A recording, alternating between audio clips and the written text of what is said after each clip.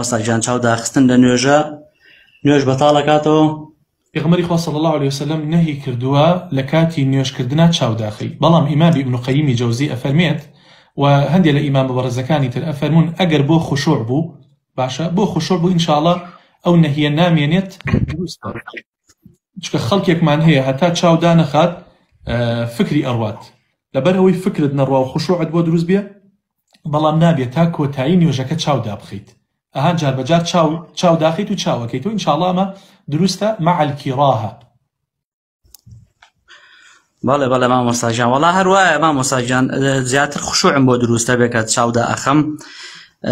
زۆر جار کە بڵین چاو کراوە بە زیاتر ها داڵخە ڕۆشتن و ئەو شتانەم زۆرە، بەس بە چاو داخراوێکە بڵین خوشوعم زیاترە بێ لە نوێژەکەیە. ئیتر لەبەر ئەوە بۆیە پرسیارم کردوتم با دڵنیا بمەوە بزانم مامۆستای بەڕێزە فەرمێچی.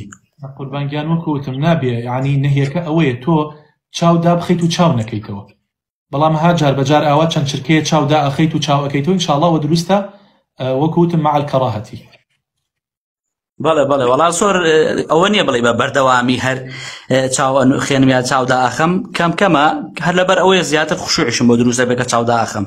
دروستە ئینشاءڵڵا براگیان وەکوتم، بەڵام چاونوقانەکە تا کۆتایی نەبێت.